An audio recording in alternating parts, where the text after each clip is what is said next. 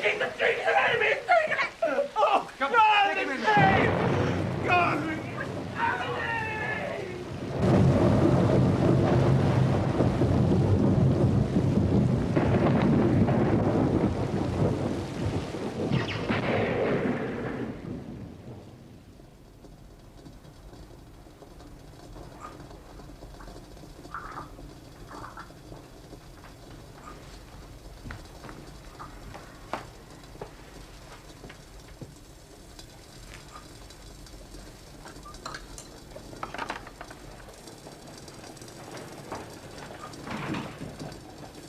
Holmes?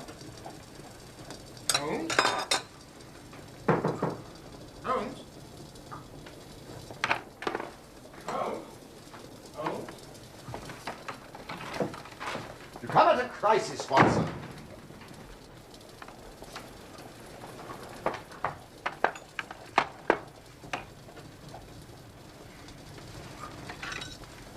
Help yourself to tobacco from the Persian slipper. I shall be at your service in an instant.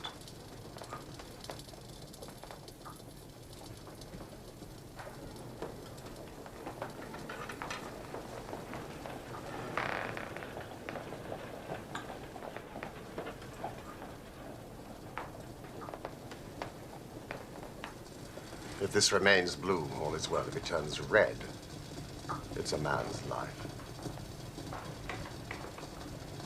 I thought as much. Mrs. Hudson!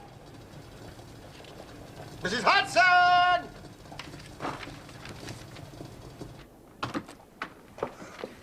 Would you find Billy, please, and tell him to dispatch these telegrams without delay? Thank you. Oh, sit down, Watson. Ah. A commonplace little murder.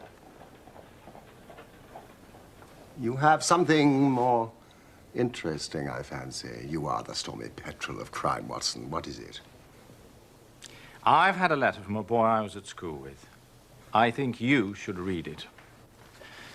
Percy Phelps, brilliant boy, carried off every prize the school had to offer, went on to fresh triumphs at Cambridge. I must confess, he'd passed completely out of my mind until this. My dear Watson, I've no doubt you remember Tadpole Phelps, who was in the 3rd form when you were in the 5th. It's possible you may have heard that through my uncle's influence, I obtained a good appointment at the Foreign Office. His uncle's Lord Holdhurst. And that I was in a position of trust and honor till a horrible misfortune came suddenly to blast my career. Yes, his gaudy connections did him little good at school. It seemed to us a piquant thing to chevy him about the playground, hit him over the shins with a wicket. Do you think you could bring your friend, Mr. Holmes, down to see me? It doesn't tell us much. Yeah, hardly anything. But the writing is of interest. It is a woman's. No, man, surely. No, a woman's. You know, at the commencement of a case, it is always something to know that a client is in close contact with someone who, for good or evil, has an exceptional nature. You're interested. Indeed. Well, if you are ready, let us start for Braybury House, Woking at once. Well, my practice... Oh. Well, I mean, if your cases are more interesting than mine. I was going to say my practice would do very well for a day or two. It's the slackest time of the year. Excellent. Then let us visit this diplomatist who is in such evil case, and the lady to whom he dictates his letters. Mrs. Hudson! Hot water!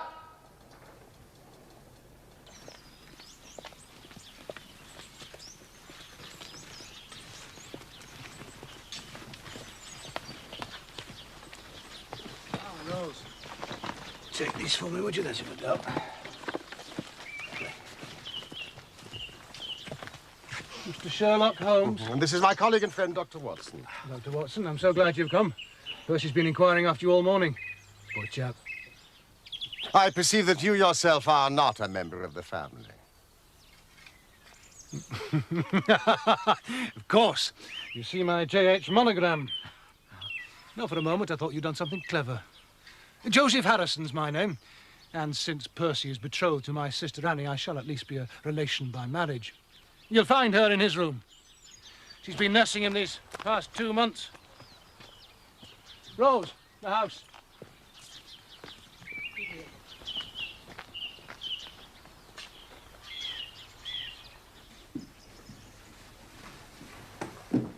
Now listen, they're here. Shall I leave? No. No.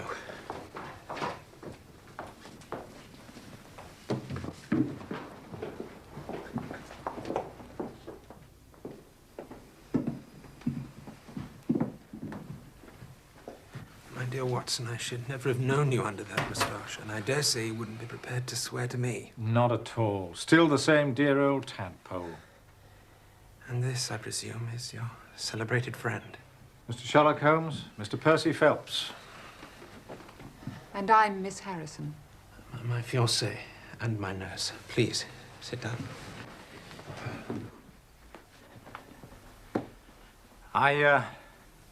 I showed Holmes the letter that you wrote to me. Yes, I hoped you would. It was rather short on detail. Then let me get straight to the point. I work as a clerk in the Foreign Office. My uncle is Lord Holdhurst. When he became Foreign Minister, he gave me occasional delicate missions of trust, which I always managed to conduct successfully. I'm sure you did, old chap. Pray, continue, Mr. Phelps. Nearly 10 weeks ago, it was the evening of the 23rd of May, he called me into his private room.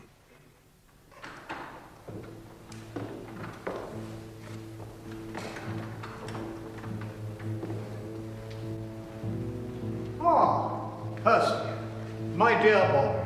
Good evening, sir. You've heard of the naval treaty that has just been drawn up between England and Italy? I've read rumors in the press, sir. Most regrettable. And it is of the utmost importance that nothing further should leak out. The French and Russian embassies would pay an immense sum to learn its contents. This is the original. It should not leave my bureau. Were it not absolutely necessary to have it copied, take it straight to your office and lock it up. Now, remain behind when the others go, so that you can work at your leisure and without fear of being overlooked. And when you have finished, relock both the original and the draft in your own desk and hand them over to me personally tomorrow morning. The very greatest care, nephew. You may rely on it, sir. This treaty, can you be more precise as to its nature? In broad outline, it defined the position of Great Britain towards the Triple Alliance in the event of the French fleet gaining complete ascendancy over Italy in the Mediterranean. I returned straight to my office, where I found a colleague of mine, Mr. Charles Gorrow, still working. Hello, Chip. What did Uncle want? To congratulate me on my engagement. Splendid.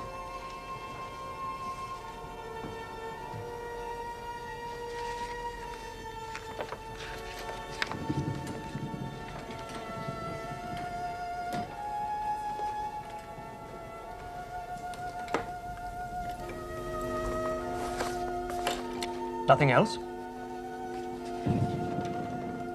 Some fishing dispute he wanted me to copy.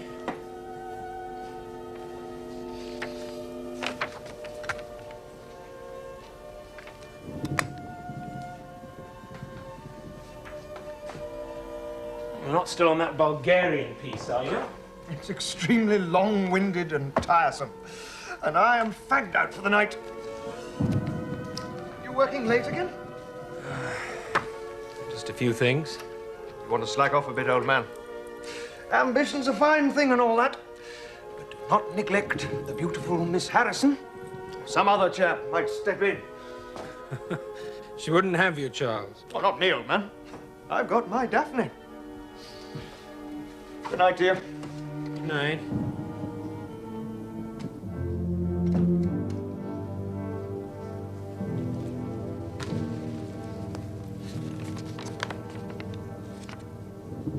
You made sure that he was gone before you started work. Quite sure. And I copied as fast as I could, for I knew that Joseph, my fiancée's brother, We met him in the garden. he was in town and was traveling back to Woking by the 11 o'clock train. I wanted to catch it if possible. But it was a long document. written in French.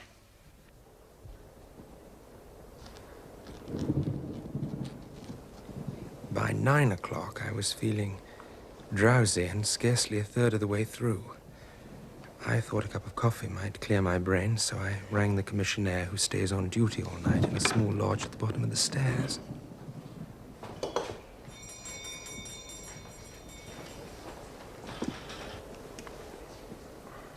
To my surprise, it was a woman who answered the summons. I'm sorry, I was ringing for Mr. Tangi. I'm his wife, sir. I do the char work in this building. Ah. Well, I was wondering if you might bring me a cup of coffee. I'll go and ask him, sir. This woman. You've never noticed her in the building before? Never. The coffee was some time coming. So I went down to investigate. Leaving the room unguarded? Yes. I found Tangi asleep.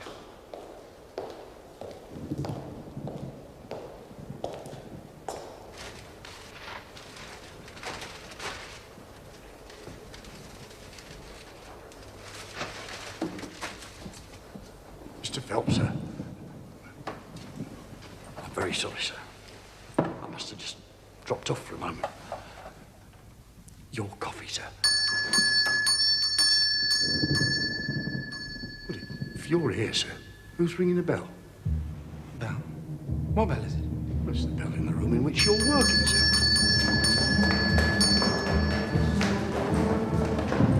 Ran back upstairs, and the document was gone from your desk. Yes.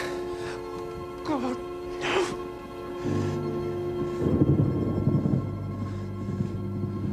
You passed no one in the corridor. No one. There was no one. In the room, in the corridor. All seemed exactly as I'd left it. Percy has drawn a rough chart of the building, Mr. Holmes, which he thought might be of use. Yes, that's the utmost importance, Mr. Holmes. Yes, I think I quite follow it.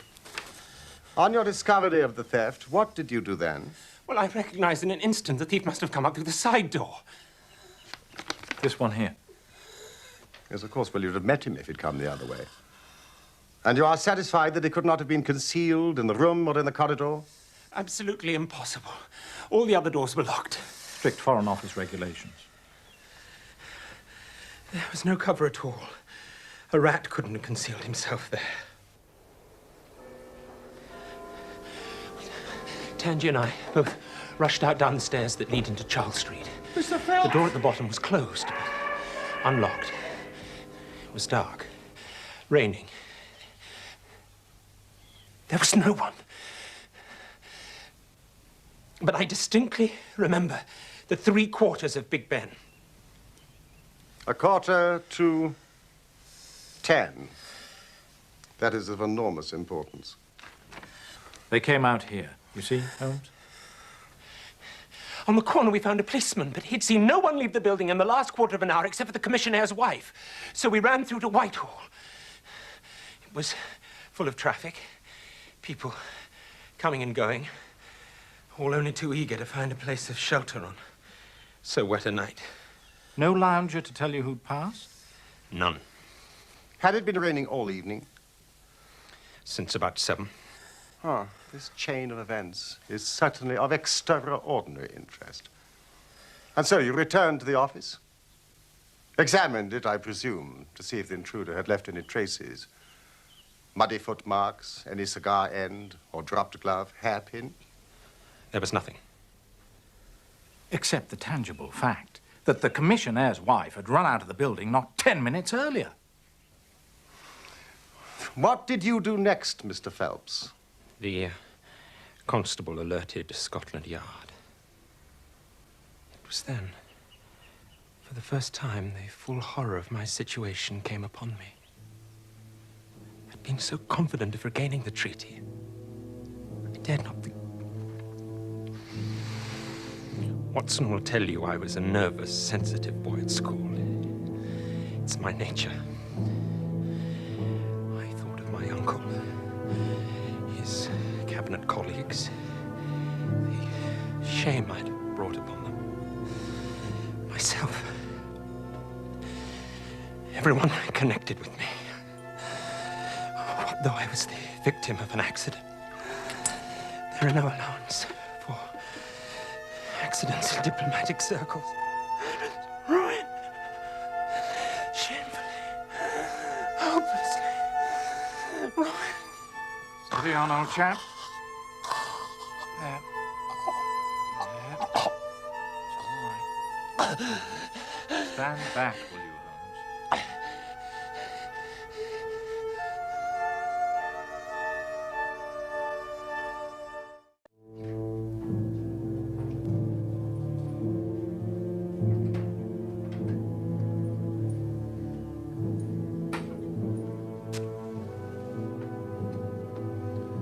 Is the investigation concluded? Adjourned. Poor old Percy. Terrible strain, all this. Career in the balance. It seems not to have affected your sister's devotion. How long has she known Mr. Phelps? Well, they met in Northumberland in the winter. Percy was travelling on government business in our part of the world. It was love at first sight. Do your people approve of the match? Indeed, Mr. Holmes. Especially when they learnt of Percy's connection with Lord Holdhurst. My father is an ironmaster and a staunch supporter of the Conservative Party. She came down here to meet Percy's people, and you came as escort. That's right. Just before they left for America. The wedding is planned for September, if the poor chap recovers. I suppose you only intended a short visit, and then came the smash.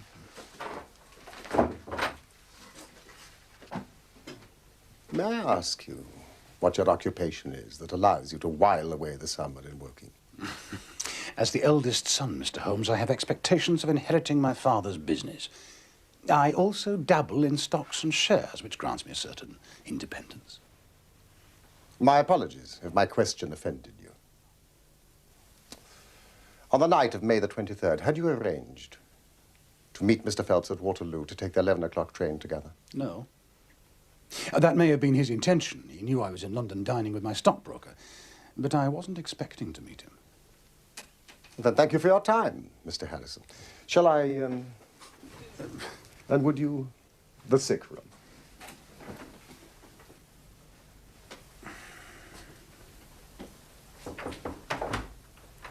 Mr. Holmes, I do apologize. I feel calmer now, thanks to Watson's ministration. Gently with him, Holmes. Mr. Phelps, that is just the matter of the commissionaire's wife. Yes, of course.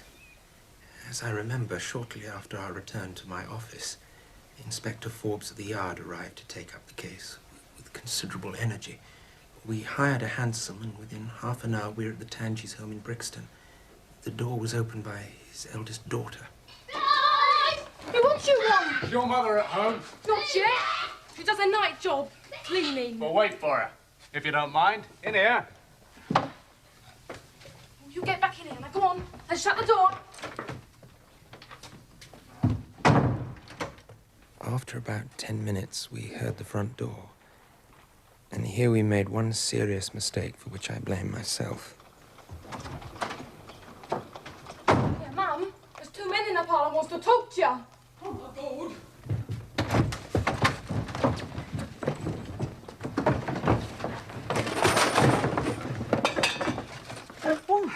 If it isn't Mr. Phelps of the office. Come. Who do you think we were when you ran away from us? I thought you was the bailiffs. We've had some trouble with a tradesman.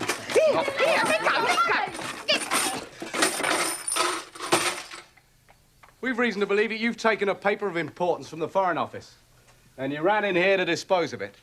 Now, you better come back with us to Scotland Yard to be served. Get your hands off me! I didn't take that paper! Much better if you... Mr. Phelps! Don't stop me! Don't stop him!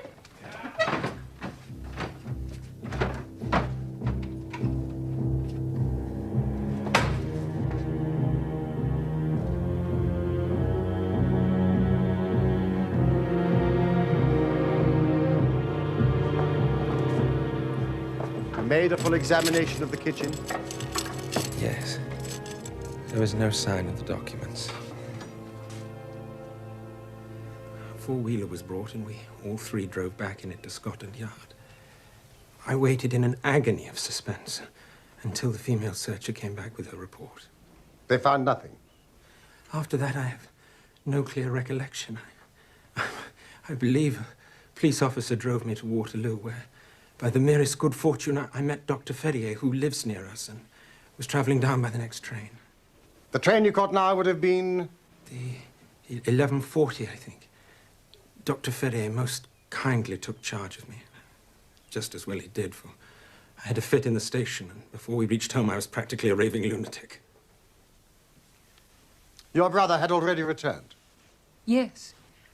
I was surprised, but not unduly worried that he was alone. Percy often worked late, and I knew there was another train. So I went to bed. And sometime after midnight? I was woken by the most fearful commotion in the hall. Yes, come on, bring him in here! Oh, God! God! Your brother was sleeping down here in this room? Yes. My family were taking advantage of their trip to America to have several of the upstairs bedrooms redecorated. It was evident that poor Percy was in for a long illness. So Joseph was bundled up to my room, and this was turned into a sick room for me.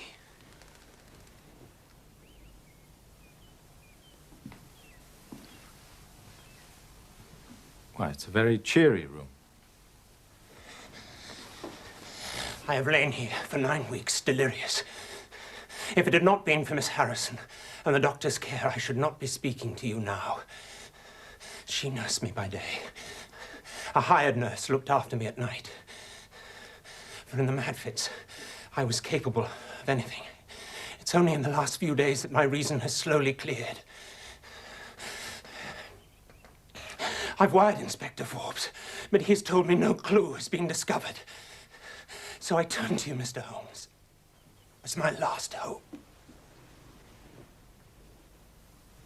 Just one question of the utmost importance, Mr. Phelps. Did you tell anyone that you had this special task to perform?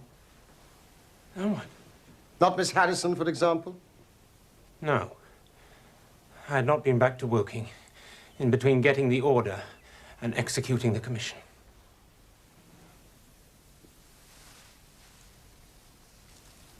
What a lovely thing, a rose is. There is nothing in which deduction is so necessary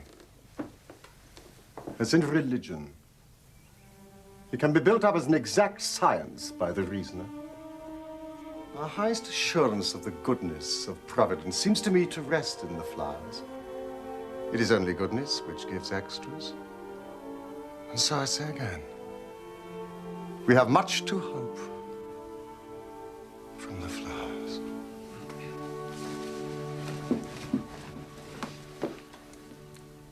Do you see any prospect of solving this mystery, Mr. Holmes? Mystery? Ah. It would be absurd to deny that the case is abstruse and complicated. Do you see any clue? You have furnished me with 7, but I must put them to the test before I can pronounce on their value. You suspect someone? I suspect myself. What? Of coming to conclusions too rapidly. Then go back to London and test your conclusions. Your advice is very excellent, Miss Harrison.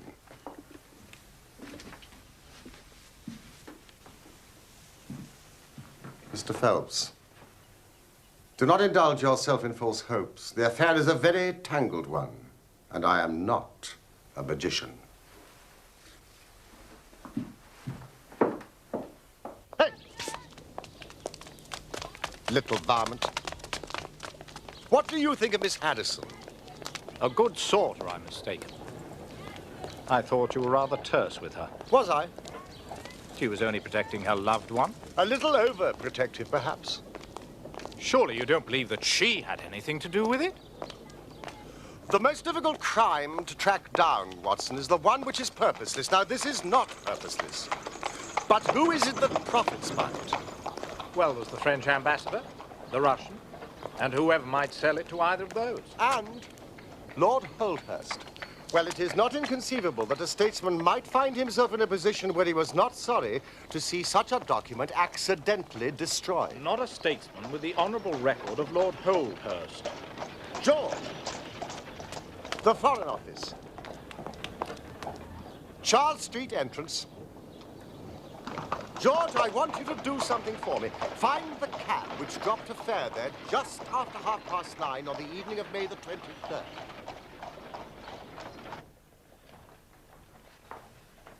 Godot. A French name. Huguenot, actually. But I'm as English in sympathy as you are, Mr. Holmes. Am I under some sort of cloud because of my name?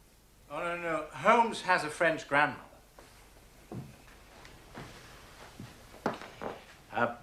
I'd make yourself scarce if you want to avoid Inspector Forbes. We've arranged to meet him here in 5 minutes. Yes, I have been questioned by him already. I shall do as you say. Good night to you both. Good night. Good night. No secret doors. The windows quite 30 feet above the ground, fastened on the inner side.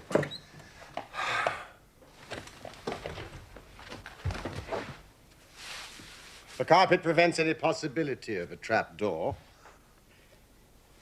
Now, whoever rang the bell rope must have come right over to the desk. Why ring it? I mean, was it the thief out of bravado? Or was it someone with the thief who tried to prevent the crime?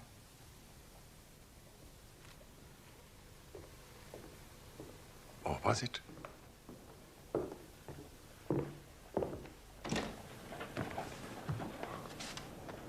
Inspector Forbes, I believe. Mr. Holmes, I'm a very busy man. I have other cases besides this one.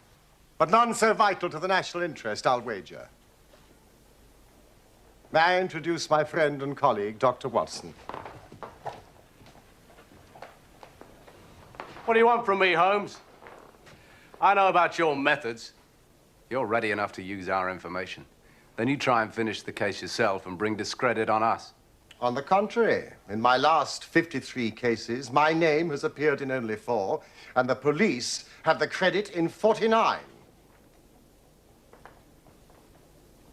I don't blame you for not knowing this. You are young and inexperienced. But if you wish to get on in your duties, you will work with me and not against me. Now then, what steps have you taken? Tanji, the commissionaire, we've cleared. He left the guards with a good character. His wife's a bad lot, though. She drinks. What about the clerk? Godot. He's been shadowed all these 9 weeks. We can show nothing against him. Have you formed any theory about how this bell rang? No. I must confess that beats me. It was a cool hand, whoever it was. Go and give the alarm like that. Yes, it was a very queer thing to do. Well, many thanks, Inspector, and if I can put this thief in your hands, you shall hear from me. Come along, Watson.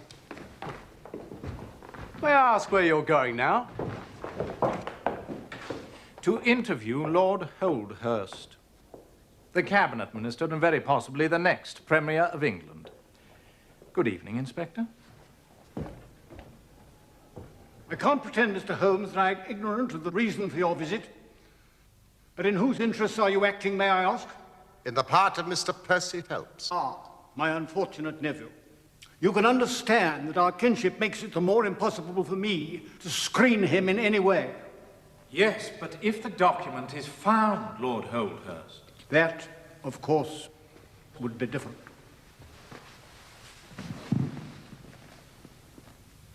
Lord Holdhurst, it was in this room that you gave instructions for the copying of the document. It was. And you mentioned it to nobody else except your nephew. You're certain of that? Absolutely. Then, if nobody else knew of it, you would agree that the thief's presence in your nephew's room was purely accidental. I mean, he saw his chance and took it. You take me out of my province there, Mr. Holmes. There is one other very important point.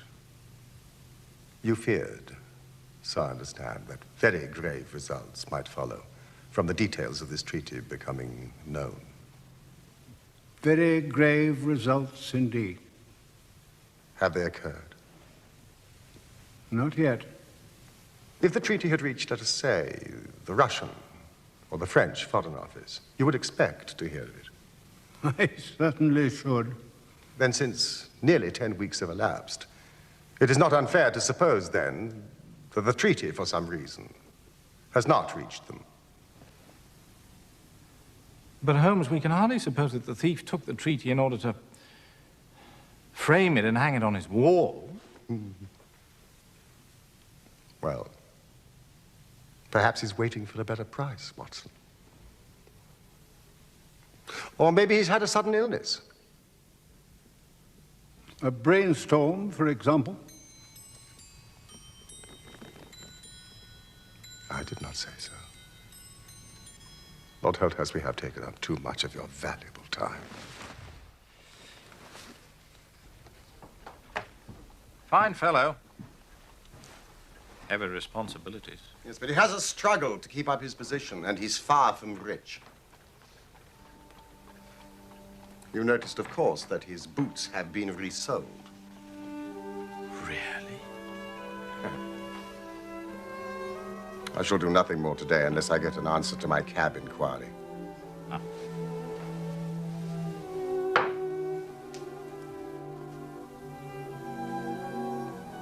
All right.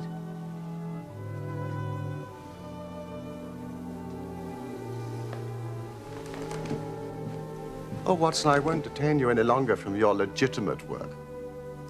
But I should be extremely obliged if you would come down to Woking with me tomorrow. The same train that we took today. Yes, of course.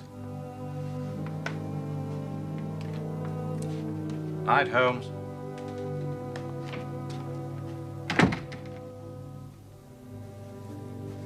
No. No. Tonight I shall sleep my own sleep. And alone. But Percy... Mr. Holmes has imbued me with fresh hope, and I feel I'm on the mend.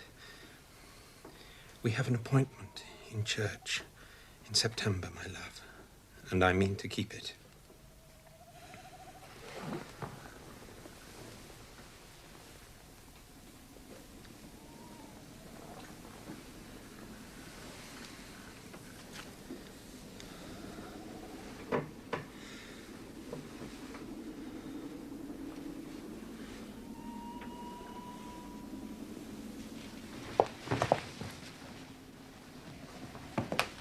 He sent the nurse away. At last. He puts too much faith in the great detective. Well, it's you that's kept his flame alive, not some detective. And you, brother. Without you to support me...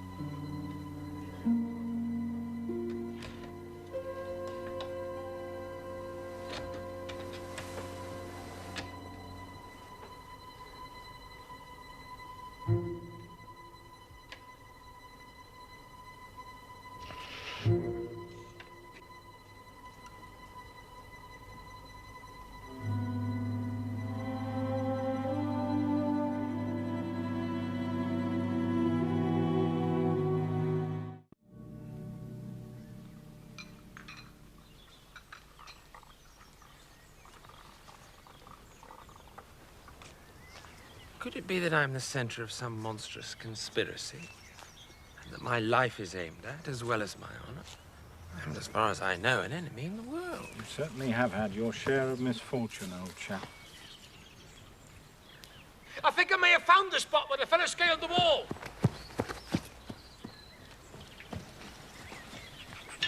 It's towards the road. Ah, do you think this was done last night? It looks rather old to me. No, I fancy we shall get no help there. Now, why did the intruder choose the window onto the courtyard? I should have thought this side of the house would have been easier. It's more visible from the courtyard. Oh, yes, of course. Have you ever had an alarm like this before? There's no plate in the house or anything to attract burglars. Nothing of value. Was there anything in London? Well, we've seen Inspector Forbes. Seen your uncle. Holmes has set one or two things in motion. So you've not lost heart? Oh, by no means. God bless you for saying that. If we keep our courage and patience, the truth must come out. Miss Harrison, you must remain in this room for the rest of the day. It is of vital importance. Now, tonight, when you go to bed, lock that door from the outside and keep the key. Percy. Tell no one. Now, quick! Promise. Why are you moping in here, Annie? Come out in the sunshine. I'll beat you at croquet. I have a slight headache, and this room is deliciously cool and soothing, thank you, Joseph. Mr. Phelps, while we're investigating this minor affair, we must not lose sight of our main inquiry. It would help me very much if you would come to London with us. Do you feel strong enough? Yes, if you really think I can be of help. Do you want me to stay the night? I was on the point of proposing it. Then if my friend of the night comes to visit me, he'll find the bird flown. But what about Annie? Mr. Harrison will look after her, and my friend Watson will take care of your medical needs. Could you be ready to leave in an hour? We are all in your hands, Mr. Holmes.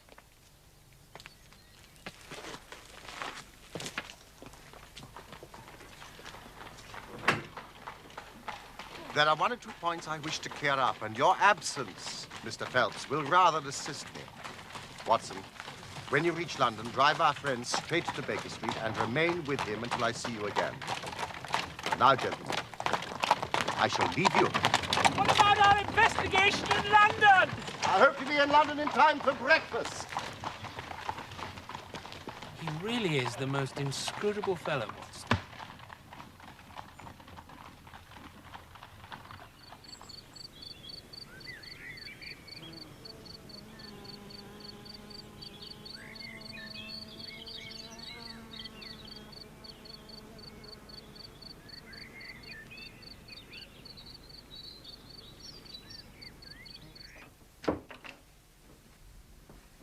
Oh, you're still in here.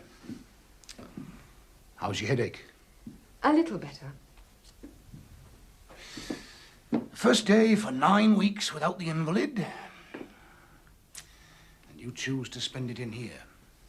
Force of habit. Are you dining tonight?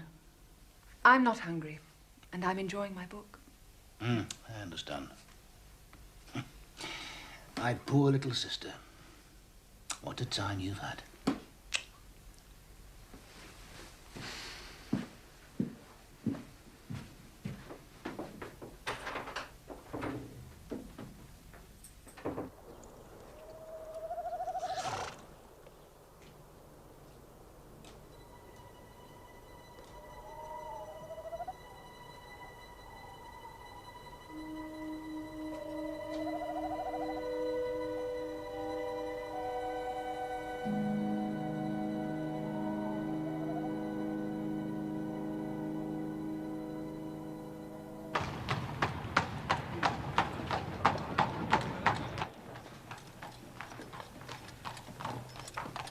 That'll be Mr. Holmes returning now, sir.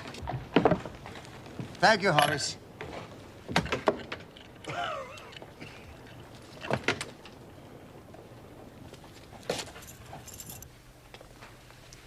He looks like a beaten man. I confess you may be right.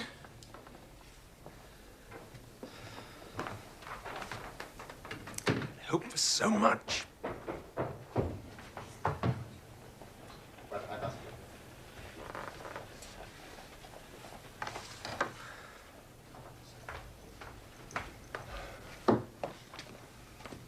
Holmes, you're wounded. Oh, it's only a scratch to my own clumsiness. Good morning, Mr. Phelps. This case of yours is certainly one of the darkest I have ever investigated. It has been a remarkable experience. Oh, come along, Holmes. That bandage tells of adventures. Now, what happened? After breakfast, my dear Watson, remember, I have breathed 30 miles of Surrey air this morning. There's been no answer to my cab inquiry, I suppose. Well, one cannot score every time. Mrs. Hudson, you have risen to the occasion. Won't you join us, Mr. Phelps? Now, what's in this? A curried chicken, sir. And this? Ham and eggs. Her cuisine is a little limited, but she has as good an idea of breakfast as any Scotswoman. Now, what will you take, Mr. Phelps? Curried fowl, eggs, or will you help yourself? Thank you. I can eat nothing. Oh, please, try the dish before you. Thank you. I would really rather not. Oh, well, then I suppose you have no objection to helping me.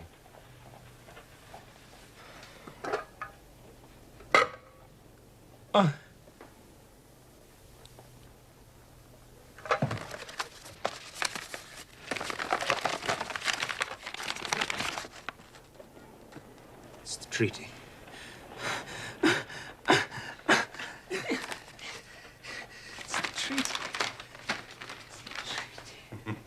My God, it's the treaty!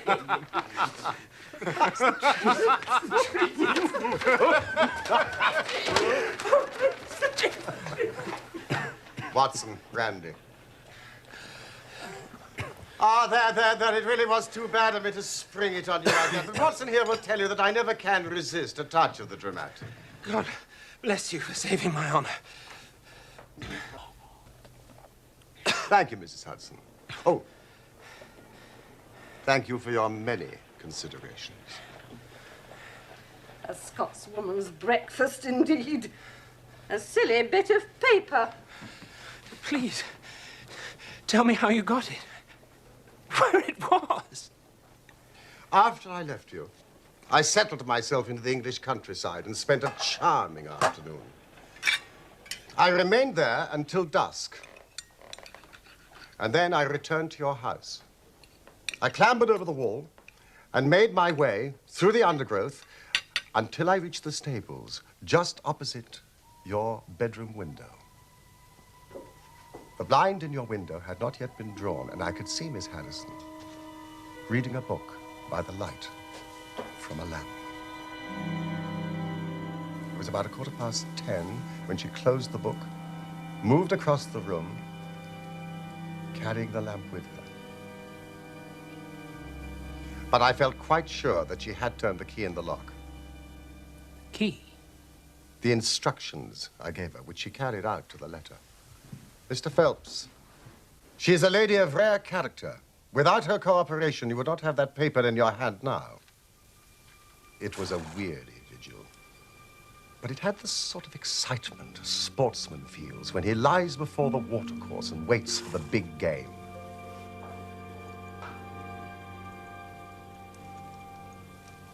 What happened? What happened? It was about 2 o'clock in the morning when I heard the gentle sound of a bolt being pushed back.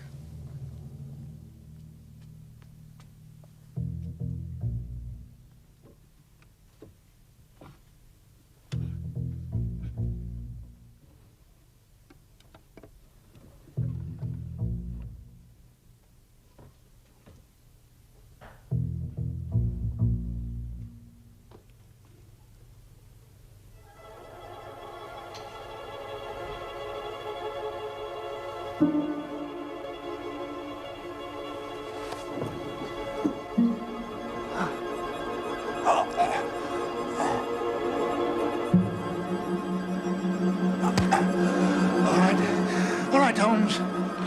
What you gonna do with me? I've got what I want. Now, run for it.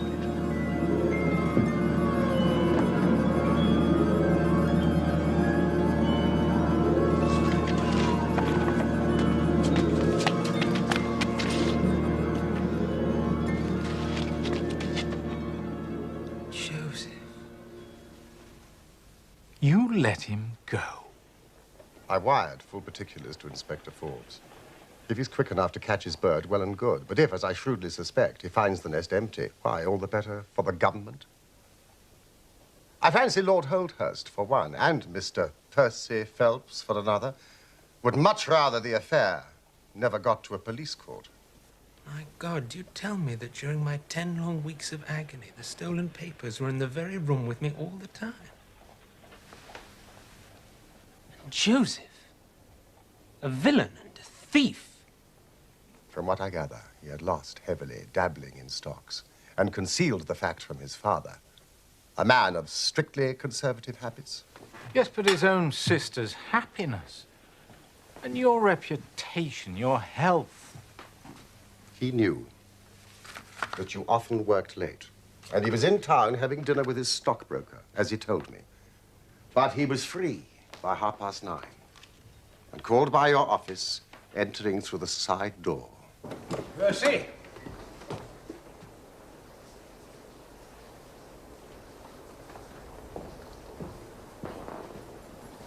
Finding no one in there, but the light on and work evidently in progress, he rang the bell.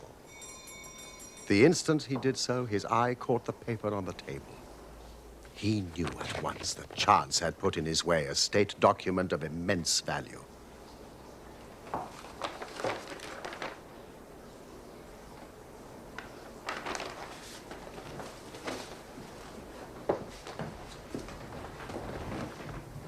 Returned alone to Woking and concealed it in what he thought was a very safe place, intending to remove it in a day or two and take it to the French embassy or wherever he thought a long price was to be had.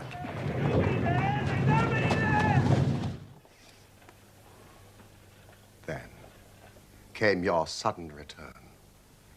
Without a moment's warning, he was bundled out of his room, and from that moment on, there were always at least 2 of you in there, preventing him from regaining his treasure, maddening for him. My suspicions became certainties when the attempt to break in was made on the first night that the hired nurse was absent, which showed that the intruder was well accustomed with the ways of the house. At last, he had his chance. But you baffled him with your wakefulness. Yes. I didn't take my sleeping draught. But he had another chance when you came up to London. I kept Miss Harrison in the room all day so as to anticipate him. But if you already knew the papers were in the room... I thought they probably were, but I had no desire to rip up all the skirting in search of them. By allowing him to lead me to the hiding place, I saved myself an infinity of trouble. And caught him red-handed. Quite so. Yes, but why did he try the window when he might have come in through the door? To appear to be a burglar, and if necessary, make good his escape across the courtyard. The knife? You don't think he had any murderous intentions?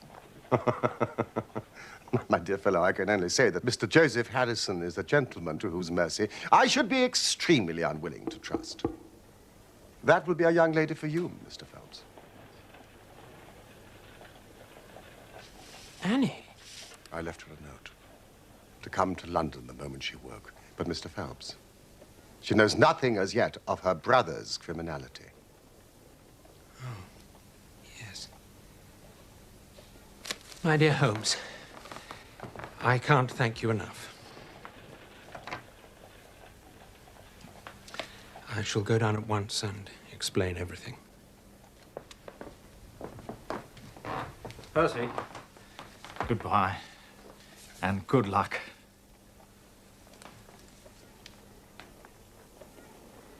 Thank you for restoring my happiness. There's a young lady at the door, sir. Mr. Holmes? Hot water. Thank